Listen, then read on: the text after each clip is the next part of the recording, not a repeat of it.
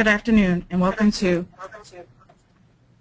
the ACICS online public forum and aware webinar. ACICS webinar announcing, relating, and explaining the April and May 2013 memorandum to the field.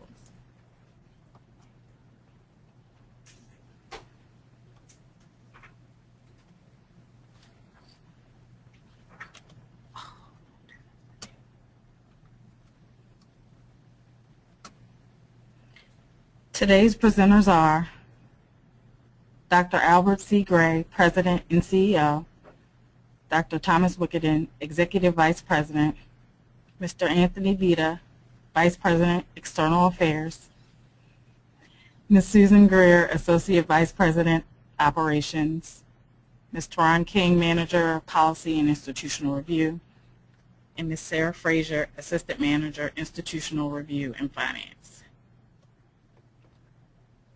The outline of today's webinar will be as follows.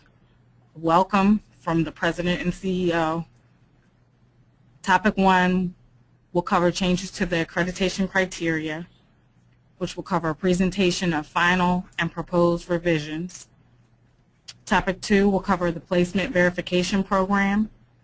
And topic 3 will cover mitigating circumstances for student achievement.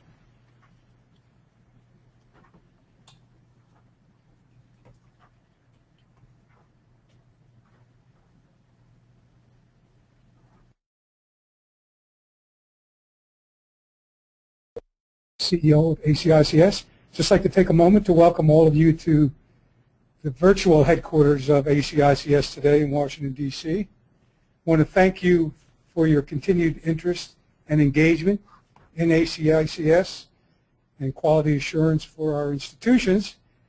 We have a lot to cover today, so without further ado, let me turn it back to Teron and get started covering the topics for the Memorandum of the Field for May 2013.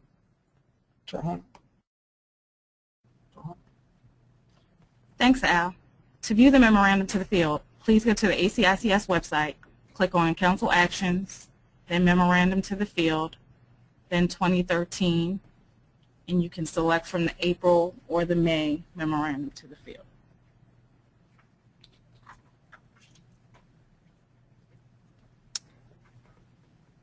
Topic 1, changes to the criteria. In this section, we will cover criteria that has gone into effect immediately. Those areas include the Campus Accountability Report, unannounced visits, satisfactory academic progress, English as a second language programs, disclosure and notification, eligibility requirements, application processes, learning resources and service requirements, and bylaws. In Section 2-1-801, Annual Accountability Reports, the deadline for the Campus Accountability Report has been extended to November 1st to provide more time for students who graduate toward the end of the reporting period to take exams if required and find employment. Unannounced visits are covered in Appendix B of the accreditation criteria. Amendments were made to eliminate dated terminology and the use of the library as a possible location for a visiting team. Standards of satisfactory academic progress are covered in Appendix D. Amendments were made to eliminate redundancy and to incorporate a minimum CGPA for graduate programs. Please note these changes were made based upon feedback given from the systematic review. The Council eliminated language regarding evaluation at 50% of the normal program length if the program is 1 academic year or less.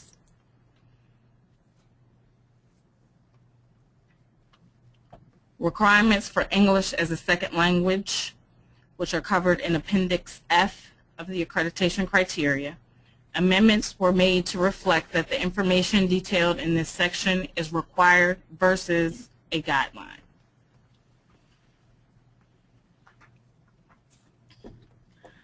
Guidelines on disclosure and notification are covered in Appendix G.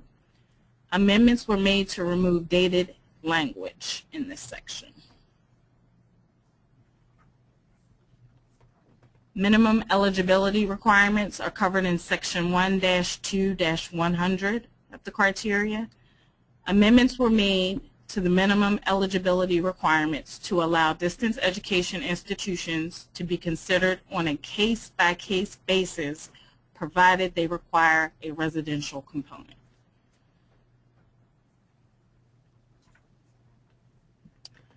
Application processes.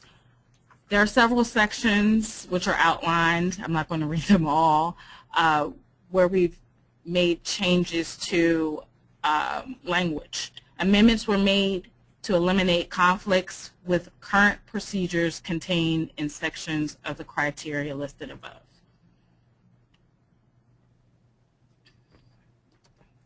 Learning resources and service requirements are covered in sections 3-4-401 and 3-5-401. Amendments were made regarding library resources and services due to the advancement in online learning resources. Bylaws are covered in Appendix A of the accreditation criteria. The title of Executive Director and CEO was changed to President and CEO. Please note the duties and authorities of this position remain unchanged.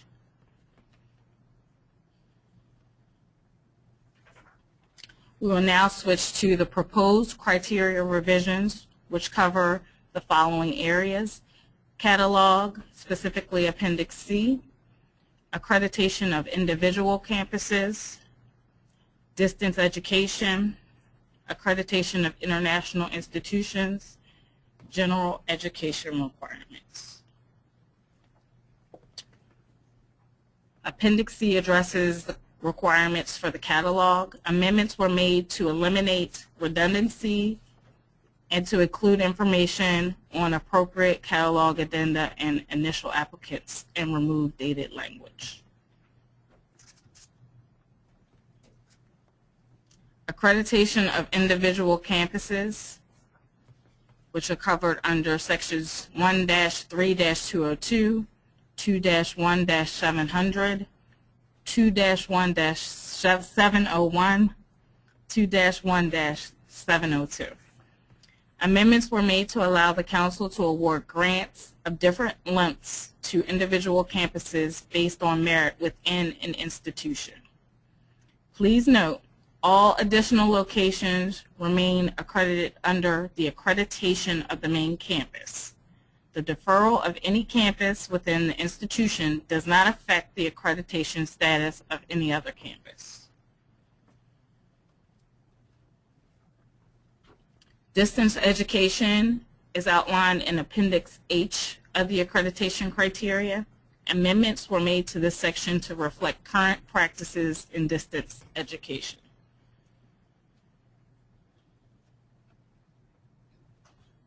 Accreditation of international institutions. There are several sections where there are proposed revisions which are listed. I'm not going to read those all of those. Amendments were made to address the unique geographic, political, and legal environments of international institutions that seek accreditation with ACICS. Please note the proposed amendments cover the areas of faculty preparation, standards of satisfactory progress, admissions, evaluation of separately accredited programs, specialized accreditation, library, instructional resources, and technology.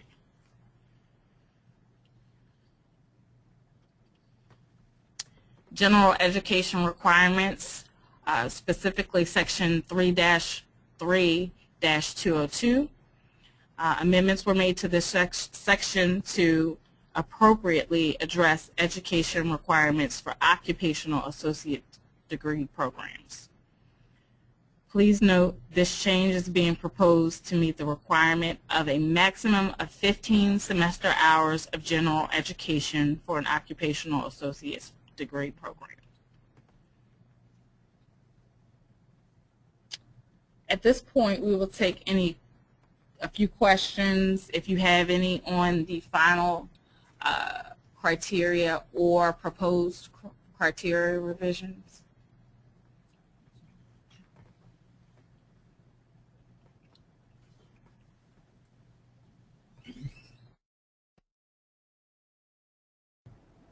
Thank you, Taran. This is Tom Wickenden, and welcome to all our members. We certainly appreciate your participating in our AWARE webinars, and we have an extraordinarily long list of changes to criteria this time. And we also have 2 information items we want to brief you on. But before we get to that, let's take a look at some of the questions that have come in. And I'm going to start from the bottom up on the list I'm looking at. Is the November 1st CAR deadline just for 2013? No, it isn't. Good question, because this will be the first year where it's officially in the criteria as the deadline. But the criteria just lists November 1st, so the presumption is that it will continue to be the deadline for submission of all subsequent campus accountability reports.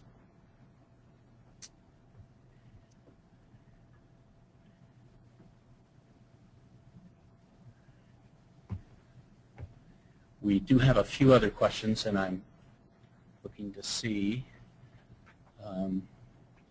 Here's one about graduate satisfaction surveys. What critical data should institutions include when conducting the graduate satisfaction survey?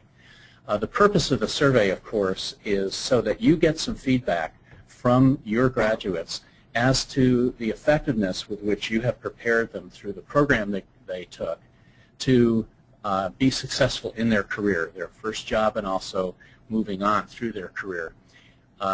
So you need to ask whatever questions you think would be helpful in improving and verifying the effectiveness of your program. I'm sure you can find some examples of graduate satisfaction surveys from some of your peer institutions. I think it's also helpful to have an overall question, sort of summing up in general how satisfied are you, the graduate, with the preparation your program has given for the career that you're beginning. But ACICS does not provide a model survey. Another question, I'm not sure if it relates to these criteria, but let me read it anyway. What would you do if students refuse to give you the name of their supervisor? So this is, I guess, a graduate who's just been placed, just gotten employed, but says to the Career Service Department, I'm not going to tell you the name of my supervisor, and I don't want you to contact my employer. Certainly, in terms of categorizing that student, the Career Services Department needs to have enough information to know whether the position that the student, that the graduate has taken is within the field, is related to the field in which the student was prepared by their program. So they need to know something about the title and the job duties.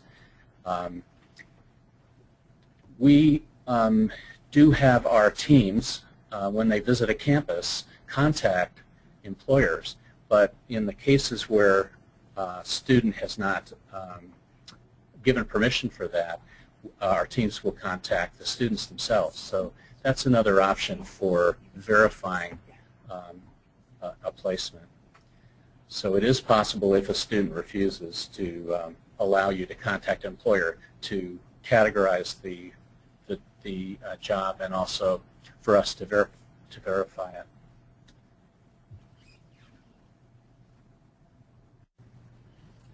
There is another question regarding the CGPA for grad programs. In the April 2013 memorandum to the field on page 6, it outlines that for graduate programs, you must maintain a 3.0, which is a B for CGPA.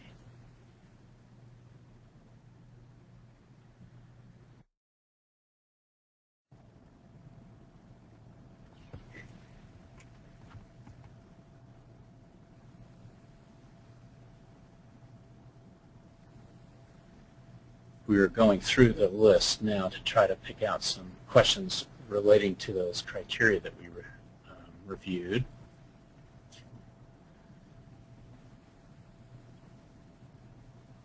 So here's one about international institutions. In regard to institutions outside the United States, the memo to the field stated that the library professional's degree will not have to be evaluated for equivalency if it is accepted as valid by the local authority. And I believe that's true of faculty qualifications as well. Will that policy, so the question is, will that policy be applied to faculty too? I believe it is. Yes. And President Gray has confirmed that, yes. I mean, it's a general principle that we are, now it's proposed, so it's not final yet, but the problem was that there are some differences that institutions who are outside the United States experience and our evaluators experience when they review the quality of education there. And so one of them is the approval and authenticity of credentials. And so that's one of the changes that's been proposed.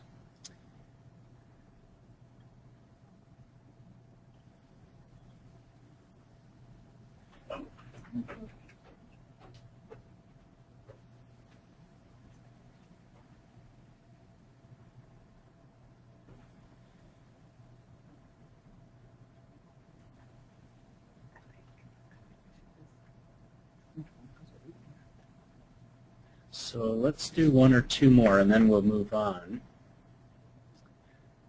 I'll read. Here's a fairly lengthy question, so I'll read it, and we'll see if we can come up with an answer. Online access to library resources has become a norm in higher educational institutions, as have virtual library services. If a school has several campuses and students and faculty have access to virtual service hours via the Ask the Librarian online tool on the school's website, direct chat with the librarian via an online course management system, and also phone or email consultation hours. Do we need a librarian specialist with a master's degree in library science to be physically present in all campus libraries during scheduled library hours? Or can we have one university librarian on the main campus and assistants at additional locations? I'm going to turn to Sue. No? I'm going to ask Sue Greer if she will answer that question. Welcome, everyone. This is Susan Greer. Tom has read the question, and he could have answered yes, because we do, well, let me read the question to make sure my yes is appropriate. You can have a university librarian that has trained individuals that have the ability to have access, those students have access to whenever there's library hours. So the purpose of this is that any student accessing either a virtual library or an on-site library has a point of contact of someone who has been trained and has familiarity from a licensed librarian to give them guidance.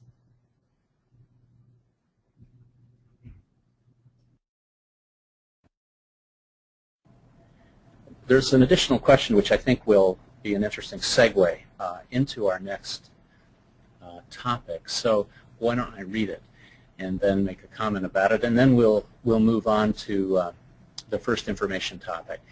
When will additional criteria for graduates who are not interested in working in their field be added? Many people obtain their degrees simply for knowledge, personal satisfaction, etc., with no intention of working in their fields. That number is growing.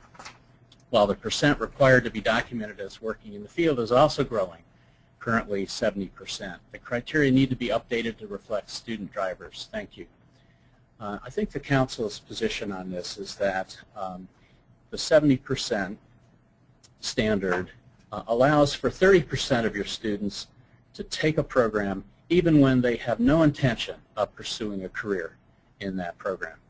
However, obviously, the majority are required to be interested in a career in the program because that is really the fundamental requirement for missions of career education institutions. And our scope of accreditation at ACICS has to focus on career education institutions. So I don't envision any additional criteria expanding beyond the placement of graduates in jobs which are related to the field in which they've studied. But we will see that we do have a new definition. We'll be talking about it in a minute. And that it is an attempt by the Council to broaden the focus of the benefits provided by career education to include a much broader range than what we had focused on previously. So we'll be getting to that in a minute, and I think we're ready to switch then, if we could have the next slide. So this is the second topic. It's the first of two that do not deal with criteria specifically, so they're in what we call the informational section. But despite the fact we had so many criteria changes, we did want to call to your attention two of these topics where the Council has made some decisions about procedures. So you won't see these in the criteria, but they're important procedural issues. And this first one has to do with the verification of job placement data. And you can see from the top of the slide that we thought we would provide you with a progress report on this because the Council's been working on this for now over a year, and you've heard about it a few times, different pieces of the Council's discussions and deliberations. So it did start a year ago, January 2012, when the Council decided to strengthen the verification of job placement data to help address what they perceived as a crisis of confidence in career education and also in the accreditation of career education. And the intention was to provide our members with an independent means to support their own student achievement disclosures. In other words, disclosures like your job placement rates. As you know, all of you have experienced the kinds of questioning that has been directed at our sector, specifically in terms of the veracity of the data that you report to ACICS, that we make decisions, accreditation decisions based on that information, that you post and make public and to notify students and prospective students. The veracity of that information has been questioned by students, by a growing number of state attorney generals, by national institutions like the Council for Higher Education Accreditation, by federal institutions like the Help Committee in the Senate, by the Department of Education. So the Council realized that it would be helpful to our members if we were able to provide an independent means of verifying job placement information. Despite how accurate your own job placement information may be, it can still be questioned because it's self-reported. So the idea behind this initiative of the Council was to provide independent means for verifying student achievement in general, but job placement data in particular. So the Council asked ACICS to do a pilot study to see whether this was even possible. As you know, we currently have our site visit teams, our program specialists, review files and verify the data that they are looking at by making calls primarily to employers. However, that's basically a spot check because the evaluators don't spend enough time on the campuses to make a lot of callbacks. They're only dealing with a certain number of files, and so it hasn't really been sufficient to address this crisis of confidence. And the council decided to strengthen what we're currently doing. And we did a pilot study. We used a couple of different external contractors. Based on that, the council determined that that this kind of a program was feasible, both in terms of the cost involved and also in terms of the ability of people who are calling and verifying placement data to work with the campuses in resolving any discrepancies in terms of the categorization of job placements. So based on that pilot study, the council determined that we would go ahead with a verification program. Next slide, please. Also, in December, the council approved a new definition of placement. This was, we hope, a clearer definition, but also, more importantly, a broader definition. One that includes all the benefits, all the ways in which careers are enhanced by career education. So these 3 bullets will show you some of the things that are included in the new definition. It includes, for example, any jobs which have a title, a job title, which is part of the list that an institution has published of titles for which the program prepares students. And of course, these are based on a crosswalk the department has developed which tie the program content to the requirements of the position. So that's one way to include specific jobs that have specific titles. A second part of the definition, the new definition, is any program that any job that requires, and that's a key word, requires the use of skills learned in the program as a predominant component of the job. Obviously, if the job requires, if the hiring process requires the use of certain skills that can only be learned in the program, then this is obviously related to a predominant component of the job.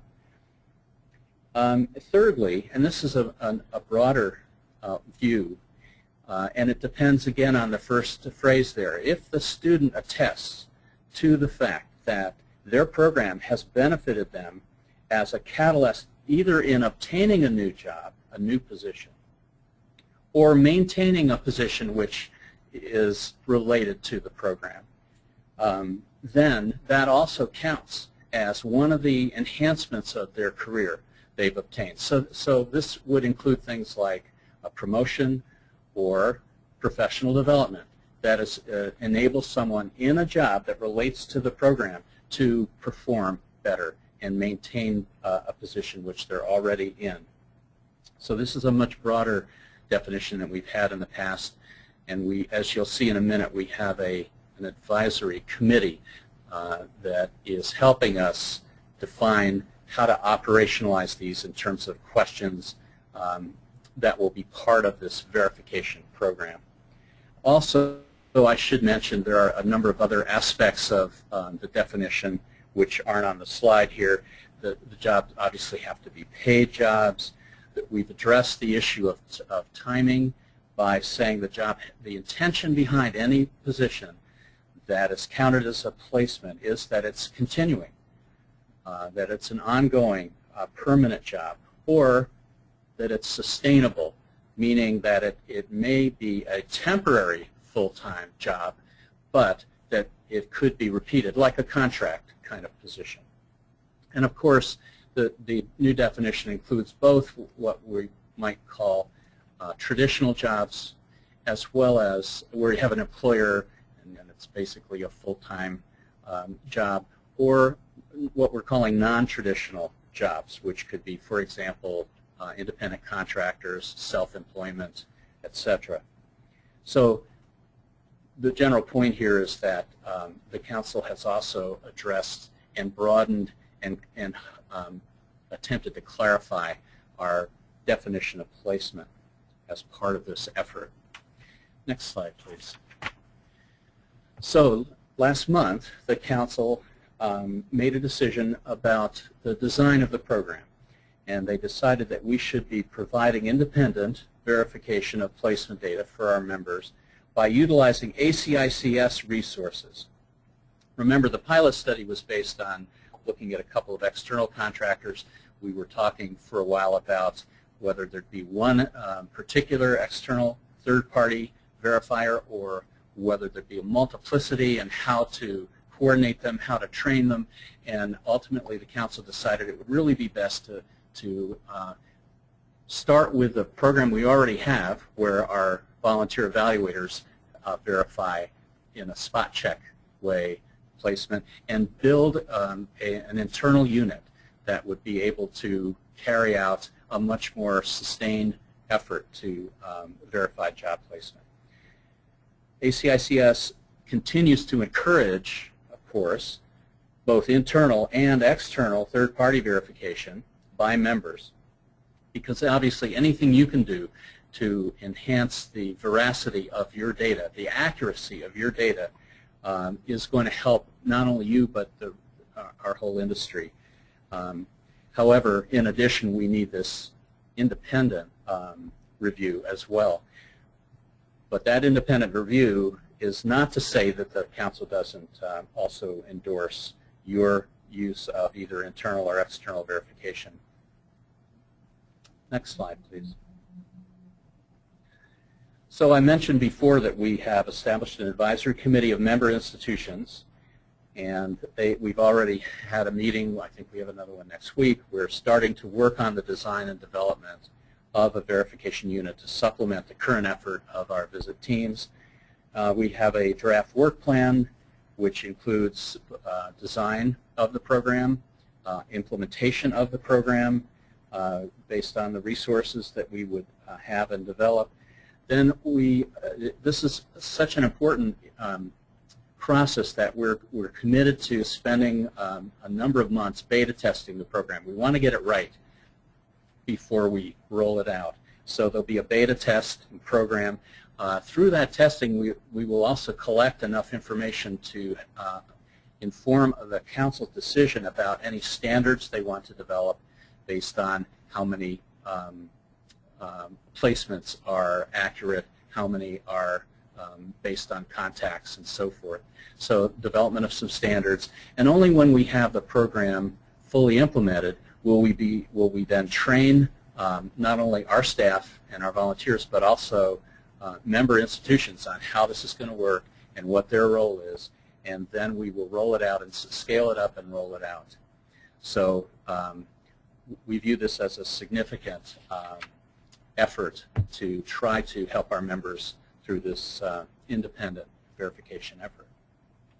And then the last slide in this subject, on this subject, just mentions some of the topics that we'll be touching on through this advisory committee and bringing to the Council and then to our members.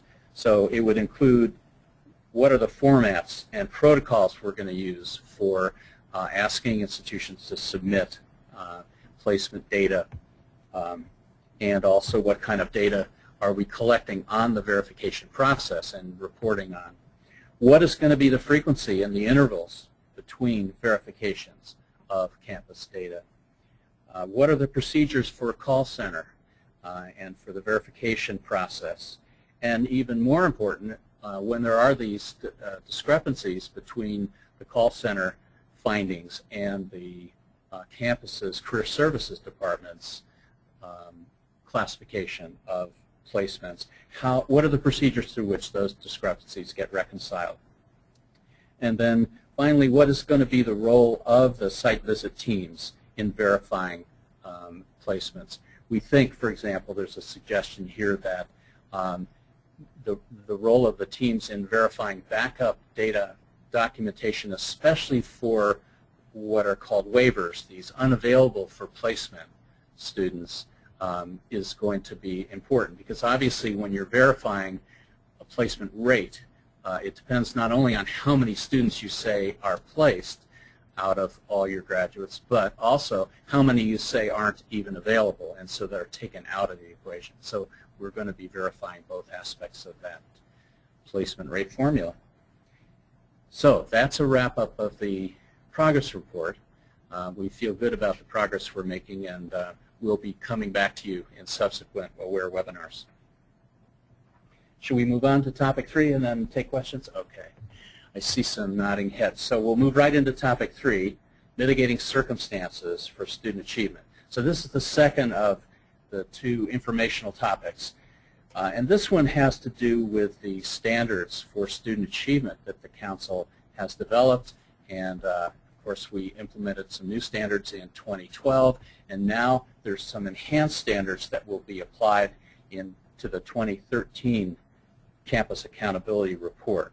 So in that context, the Council decided that not only would we need to have these bright line standards and enhance them, but also, to be fair to our members, we should be identifying circumstances beyond their control which might have resulted in bringing their rates down below the standards. So we're calling these mitigating circumstances, and the process will be that we'll be allowing institutions to submit information about these circumstances on the basis of which they'd be requesting a waiver from the application of one of the new student achievement standards. So the enhanced standards, and I'm just doing the last 2 bullets now, the enhanced standards will be applied based on the 2013 CAR, and that usually happens at the December Council meeting. But now, based on this decision in April, campuses will also be able to submit information on circumstances under which they believe the campus should be granted a waiver from a particular standard. So the subsequent slides will tell you more about what those waivers look like. A campus or program must also upload documentation about our improvement plan. In other words, as you can see the next one, these circumstances apply to the compliance standards, but as you know, we have benchmarks for improvement, and they will not apply to those. So if you're below the improvement benchmark, you'll have to submit an improvement plan, and you have to be able to demonstrate that you're making some serious progress on improving whatever rate it is that has fallen below the standard. The circumstances, as it says at the bottom, apply to compliance standards, but at both campus and program levels. So if any of your programs fall below compliance and get put on a time frame for improving, you can, if you feel there's circumstances which have, beyond your control, have resulted in that, then you can apply for a waiver through this mitigating circumstance process. So let's read a little bit more about those.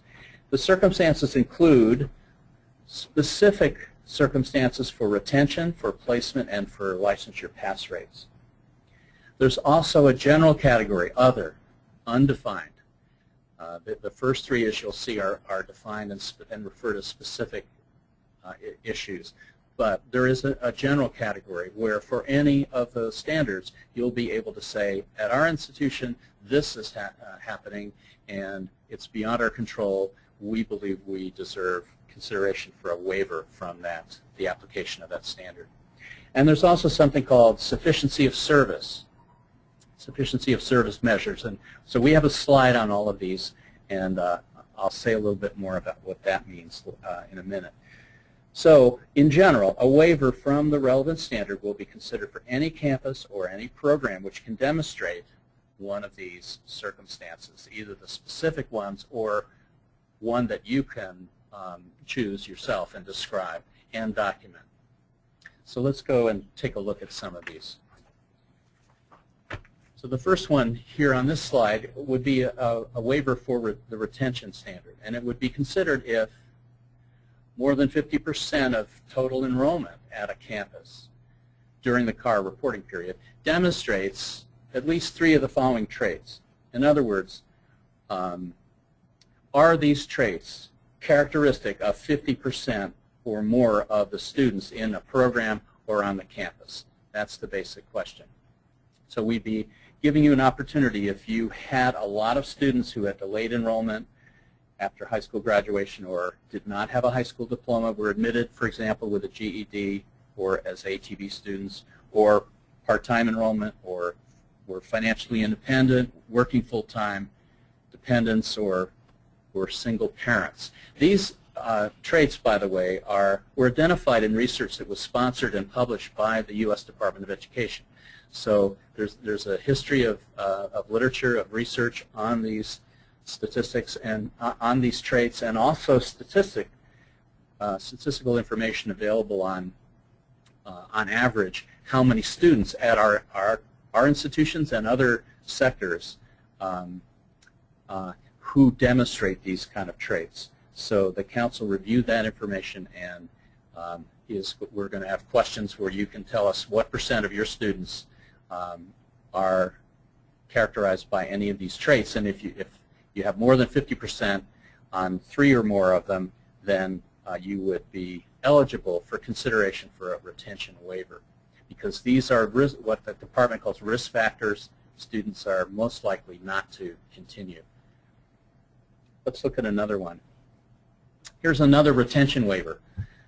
It would be considered if students who withdrew during the reporting period ending June 30th, but actually returned to campus the next month or two, in other words, before November 1st, if those students were not considered as withdrawals and therefore would have raised the retention rate above the compliance standard, then that campus or that program would be eligible for a waiver. So this is just since we've moved our submission date to November 1st, but the reporting period still ends June 30, this gives you a chance to say, yeah, but we had a lot of students who actually did come back, and so they didn't really withdraw. It's just they came back after the end of your reporting period. Next slide. Thank you, Chairman. Now we're turning to a specific example of a placement waiver.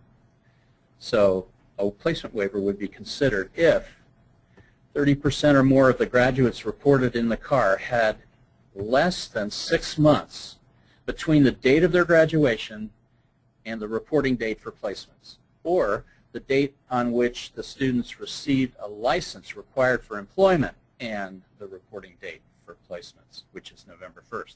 So the issue here is that if you have a lot of students who graduate late in the year, in other words, let's say June, and then they don't have 6 months to be placed, they don't before November 1st, and should you be penalized for that? And the answer is no. If you have at least 30% of your graduates, that would bring your rate down, of course, below 70%. So that's the thinking behind, the logic behind that particular waiver. In addition, the improvement plan for any subsequent submission must document that the placement of these students from the previous year is above the compliance standard. In other words, this isn't an excuse not to place students. This is a recognition that not enough of your graduates have had enough time, and that's defined in terms of at least 6 months, to find employment. So that's a specific waiver for placement. And with respect to licensure pass rates, the council, as this slide says, is still considering adjustments in the definition of licensure pass rate data and the standard. So we have not proposed, the committee and the council has not proposed a specific mitigating circumstance at this time. We do know that there are concerns about particular circumstances. It's just that because the definition isn't finalized, we don't have a specific waiver to finalize. Some of the issues here, as you know, are that unlike retention and unlike placement, ACICS does not control the licensure exams, therefore it does not control the pass rates, and that those are actually determined by exams that are given by hundreds of different program-related agencies in all the different states, and some of them are national, and so there's such a variety of definitions of these exams and influences on the pass rates that it's difficult for the council to get a handle on all of this, and so it's taking us a little extra time. there was a note at the very bottom there I just wanted to mention to you that I'll come back to in a second, which says that we do, of course, have an other mitigating circumstances category of question. And so if in 2013 your licensure pass rate is below the standard and you want to submit a circumstance, you can do it through the other. Thank you, Teron. Next slide has to do with a general mitigating circumstance that applies to any of the three rates, and that is a 3-year rolling average weighted for enrollment, a weighted average of your retention or your placement or your licensure pass rate. If that weighted average is above the compliance standard, then you can apply for consideration of a waiver. And the logic there obviously is that if you're really doing fine but just 1 year you happen to dip down because of some unforeseen circumstance, then you can still get a waiver if overall, at least over the last 3 years, your average is above the standard. And 1 or 2 more slides on this. So here's another general one in the sense it applies to all 3 student achievement standards. A waiver will be considered if a program, and this is at the program level, a program is separately accredited by a specialized, what they call programmatic accreditors, recognized by the Department of Ed, and that the accreditor has its own standard for retention or for placement or for licensure. And we threw in a couple of other terms here because sometimes they don't call them retention, for example. Sometimes it's a standard for completion or for graduation, or instead of placement, sometimes they call it employment. So the idea here is that, as you may know, we do have in our criteria recognition of programmatic accreditors, and we defer to their judgment in that particular program for the quality of a program. And so this is just extending that into this arena where we will, the council will consider a waiver if for a program that may be below an ACICS standard, as long as it's separately accredited by a programmatic accreditor that has its own standard. Now, just one other comment on that. If the program falls below the rate set by the programmatic accreditor and the programmatic accreditor withdraws accreditation, then this no longer pertains. The program no longer gets a waiver and is subject to the ACICS criteria. So it's always subject to a standard of achievement, and the issue is only would we waive the ACICS one if there is a programmatic accreditor's standard in place. We are getting to the end of these, I promise, but there are, I think, 2 more. This is the general one that I mentioned, other mitigating circumstance. So a waiver for any of those 3 areas will be considered for any campus that can demonstrate some other circumstance over which the administration or the faculty or staff of the institution has no control, and that has brought the respective student achievement rate down below the ACICS standard. So this is totally open. It'll be a question with a text field, so you can write in whatever you think that circumstance is and how it's affected your program, and then we'll also ask you, I think, to upload some documentation of what the circumstance you're talking about. And one more slide, if you please. I guess this is really 2 slides on the same topic. And this is something a little different. As you may know, if you have read some of the criticisms of our accreditors, our national accreditors, and of our career education sector, you'll know that some of it focuses on the sufficiency of the investment that we are making in instruction and student services. And the committee and therefore the council, the committee that recommended this and the council that when it approved it, was concerned that if we are in the position of granting waivers from these standards, that we could then be subject to the criticism of, well, you know, no wonder your students aren't meeting the standards. You're not investing enough in the services, the instruction, the faculty, the student support.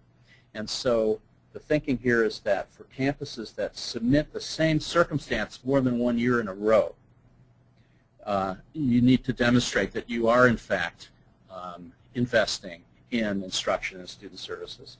So the campus must demonstrate that its operating budget ratios, and the next slide will show what those are. These are ratios that are in your annual financial report, your AFR.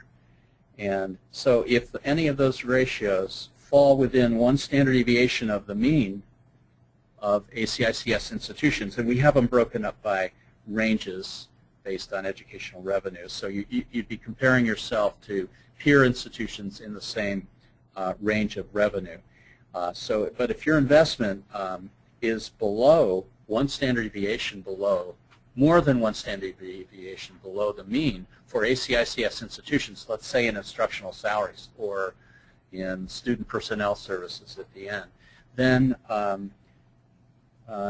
you would need to explain why the resources devoted to this service should be considered sufficient. So that's kind of a backup to the potential criticism of our waivers if we are asked to apply them more than 1 year, 2 or 3 or 4 years in a row. The question being, are you investing enough to try to overcome that circumstance? So that's what we mean by sufficiency of service, and that's the list of topics. This is nothing new. These are in your AFR report, and we have other items which are published in our key operating statistics, which are required by the criteria to have averages and standard deviations, including the length of instructional programs and tuition and fees. So this would just be adding a statistic to that key operating statistics report, and that's what we'd be using to ask whether you're within that one standard deviation of the mean. And with that, I will be quiet and let us turn to some of your questions. Thank you for your patience.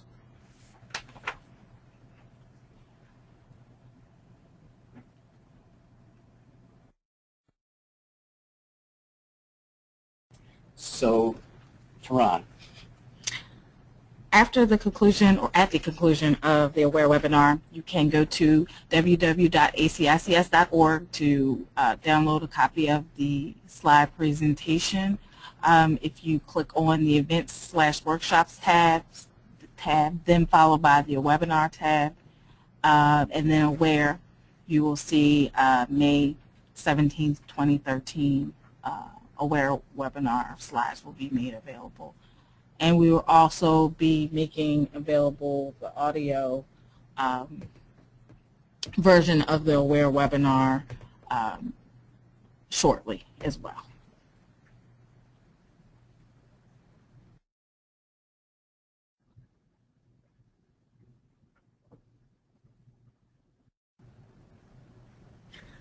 Hi, this is Al Gray. I just wanted to comment, since we had an unusually large amount of material to cover today, and we covered it in some detail.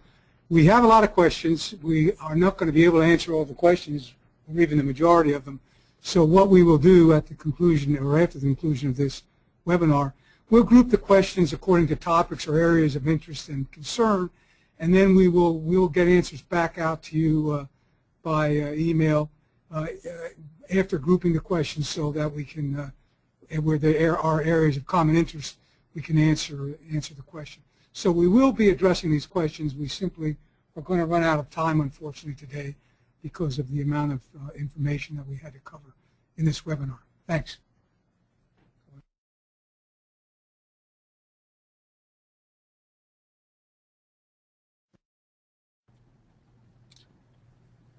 We would like to thank you for joining us today for our AWARE webinar.